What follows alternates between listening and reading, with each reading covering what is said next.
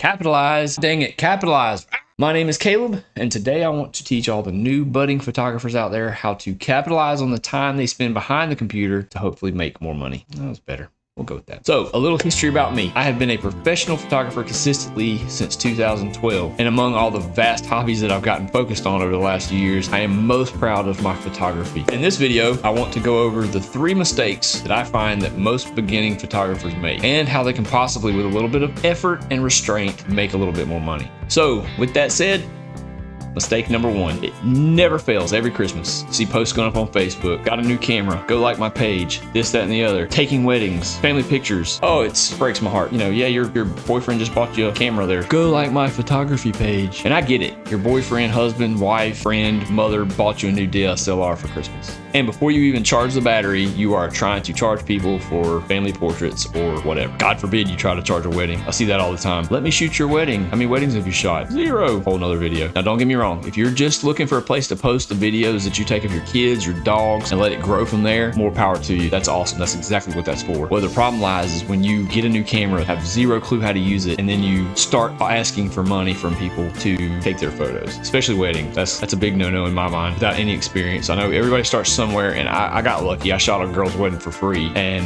my wedding career just kind of took off from there, but I could have massively failed and I would have ruined somebody's day at some point. So don't do that. I guess the biggest takeaway from this is don't ask for money without something to show. Don't ask to charge somebody for photos when you don't have anything to show them, to prove to them that you can take photos. Instead, learn how to use your camera. Spend an hour a day or more if you can with that camera and learn what every button and every menu option does. Get with your family and friends, offer free portraits to them, learn how to interact with people while trying to manipulate your camera. Once you gain a little bit of experience with those type of people, starting to ask for money is a more reasonable thing, in my opinion. All right, mistake number 2, learn how to shoot completely manually. I'm not saying you have to shoot manually all the time. Have a good understanding of how exposure works before you ever ask anybody for money. And we're not even going to talk about camera lighting, off camera, on camera. That's a whole nother video. We'll get into that some other time. But at the very least, you should be able to make a pleasing photo in just about any lighting scenario.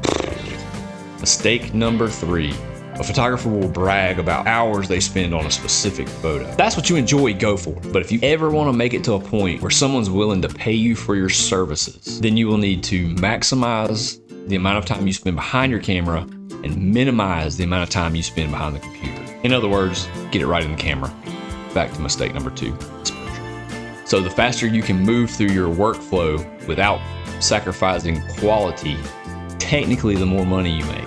Efficiency is key here. So I can't remember where I heard this. It was F-Stoppers, SLR Lounge, or something along those lines. I used to go down the rabbit holes on YouTube on photography just like I do now, everything else. Anyway, they always used to preach the 90% rule. In other words, you can take that photo and put it on the computer and you can get it 90% of done within just a few seconds of uploading it and pulling it into whatever app you decide to use. And then you'll chase that last 10% for hours if you're like most photographers. But the rule is get it to 90% and leave it alone. Nobody is going to ever notice that 10%. Nobody's going to ever realize that little extra tweak in contrast that you added or took away, or that extra little tweak in the vibrance that you tweaked. Nobody's going to ever notice that. Get it to 90%, leave it alone. 95%, leave it alone. Pick your rule and stick to it. That's going to give you a consistent workflow to where you're not shooting family portraits for somebody, culling through and having 40 pictures to edit, and then going through and spending 40 minutes per picture. There's no reason you should spend more than just a few seconds per photo getting those correct, unless you absolutely have to take something out of the background, or some mass manipulation that you just could not avoid in camera. Because most of the time when you're in a session, if there's some big obstacle behind them that you're going to Photoshop out later, 9 times out of 10, you can literally shift a few feet one way or the other, get them to rotate with you, and that thing's out of the picture and you don't have to worry about it. So to sit there and say, I'll take care of it in post, is literally just going to add time to your post processing and basically take money out of your pocket. So with all that crap out of the way, let's get into my workflow. I'll show you what I do start to finish. The photos are already imported into my computer, so we're going to be culling them and then editing and getting them prepared for export. If you have any questions, leave it in the comments, let me know. The presets that I've built over the years are linked in the description if you so desire to purchase them. All right, so here we are. This is the first app that I use. This is Photo Mechanic. I think it's version 5. I'm sure you can't buy this one anymore. I've been using this one for years, but I've never had a reason to update or upgrade.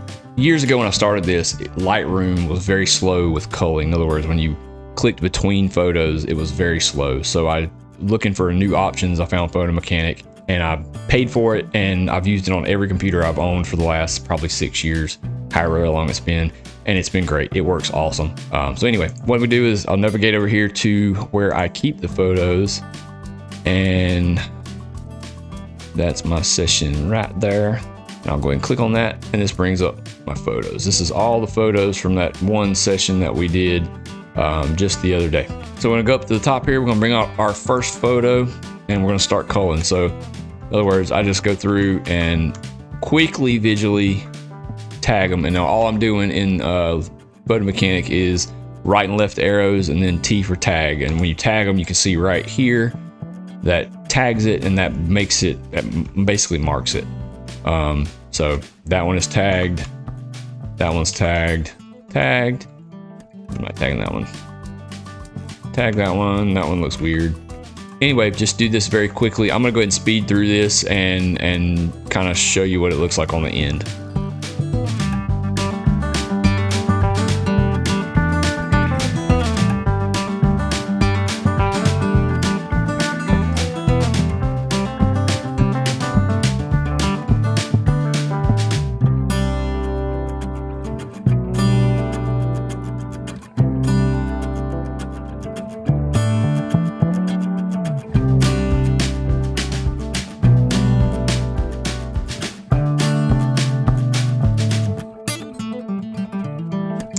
And if you notice, I did goof up right here. I left something in the background, so I am gonna have to take that out. Anyway, moving on.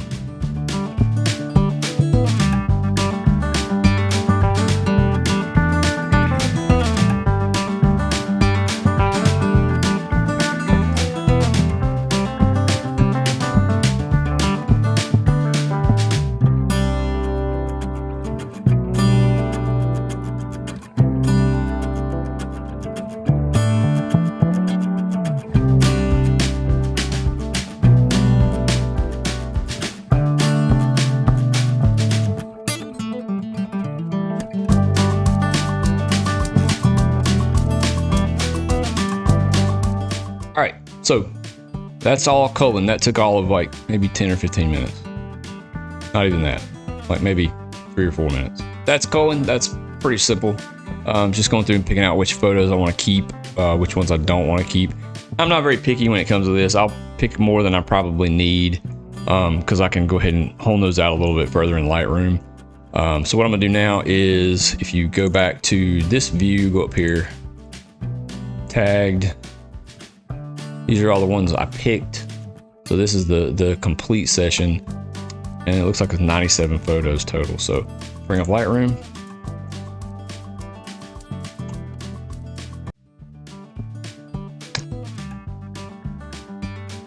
Select all those, bring it into Lightroom.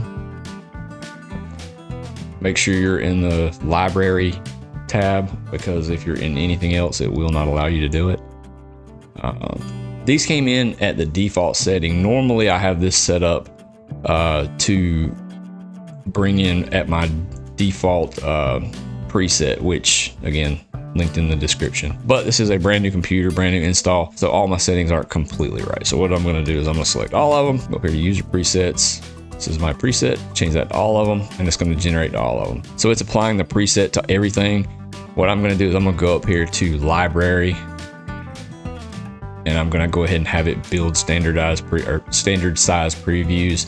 And when that's done, I will be back. All right, so the previews are done, and what I did was I came to the first photo right here. I tweaked the exposure up 2 or 3 notches just to bring up the brightness in it a little bit, because the preset does knock the exposure down just a little bit based on the contrast. So once you get the exposure kind of where you want it, you can go ahead and shift select all the photos that are in a similar lighting setup as the first one. When you shift click, make sure they're all selected. I'm gonna go back to the front, make sure your one you made all the adjustments on, it's your main highlight. So then you're gonna go over here, hit sync, and like I say, you can uncheck all of these and just select the ones you made changes to since you applied the preset to all of them, or you can just go ahead and leave it with all of them clicked. It doesn't really matter.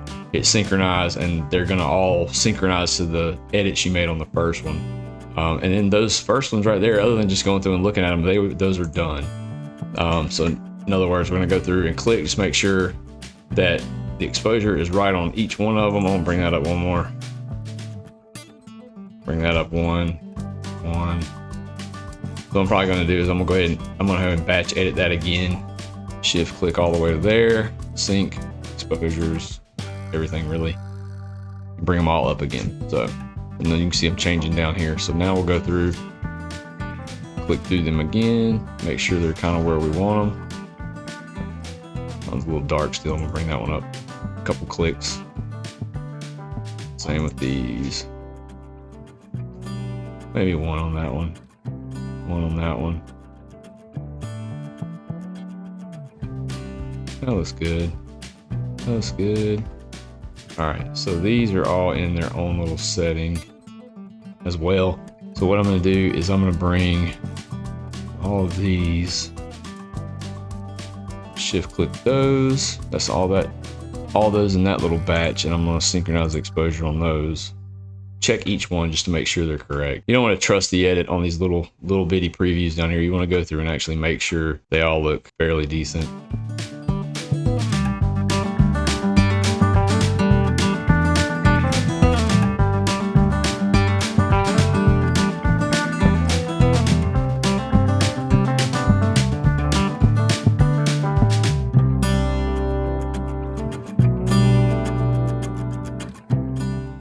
And see, I do most of my editing right here in the library. I don't generally need to go to develop. There's a few things I'm going to have to in this session just because there was a few things in the background that was unavoidable. So I'm going to have to deal with those here in a minute. But generally speaking, a simple move one way or the other is all that suffices to get rid of things in the background. You don't have to go through and edit things. But right here, I did not even notice this whenever we were shooting. They laid their stuff down and then we turned around. And now I have something in the background I have to take out. So we'll deal with that here in a second, but we're gonna get exposure and all that right to begin with.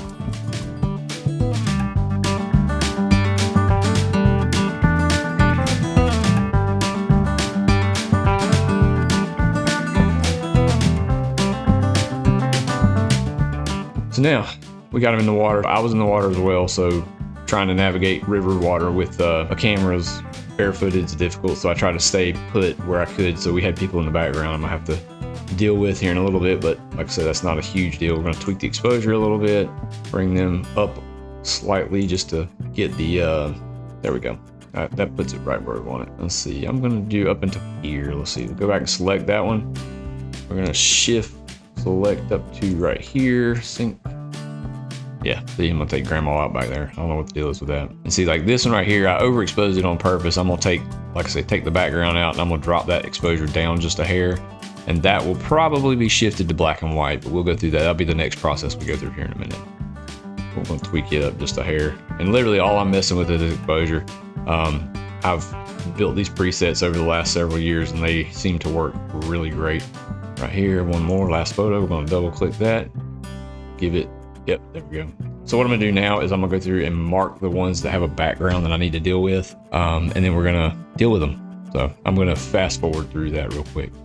Oh, I should say too before I do that, all I'm doing to mark them is rating them, put in 1 star. Just click 1. I'm going side to side, and then clicking number 1 just to give them a star, and then we'll filter them by rating. So I can just pull up the ones that are rated. That way I can just see the ones that need to edit.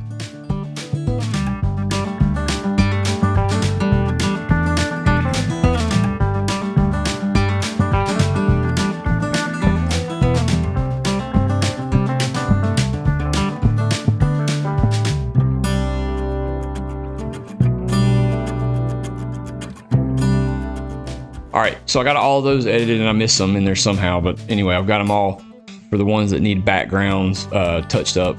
and they're all gonna go, what I'm gonna do is bring over here to the filters, go to rated. This brings up all the ones that I have rated, so they all need some sort of touch up in the background. And I use my mouse for this. I don't have to have a tablet or anything like that. I just use my mouse because like I said, I'm a photographer. I'm not a graphic designer. I don't get into all that. So what I'm gonna do is go over to the develop tab, and then over here, we're gonna go to remove. Got it. Like I said, I just installed this because I upgraded computers. Let's see, we're gonna change that to the heel. Literally just paint over it.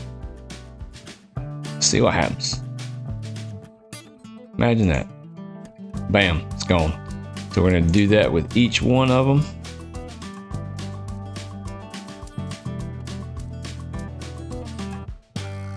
Boom. All right, so I'm gonna speed through that and come back to you whenever I get done.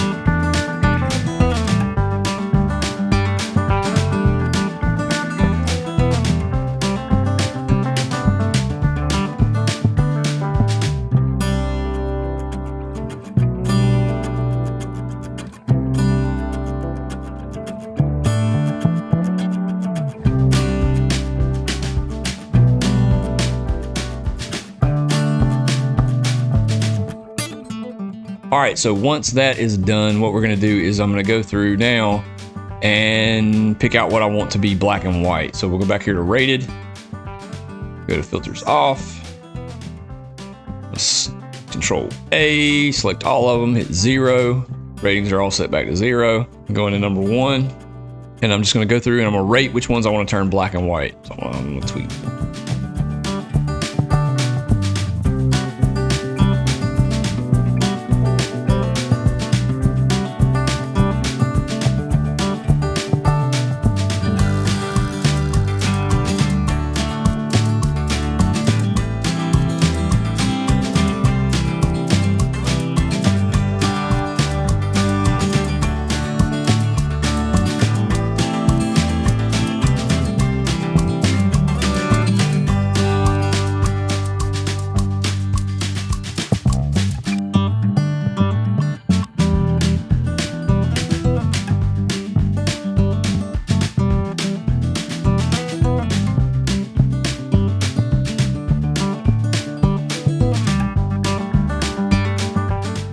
Hit G to go to the grid view, Control A. I'm gonna change them all to black and white. There we go. Now they've all been changed to the same preset. And once we do that, we can go through and tweak the exposure just a hair on some may not need it, like that doesn't need it. May need a boost a little bit.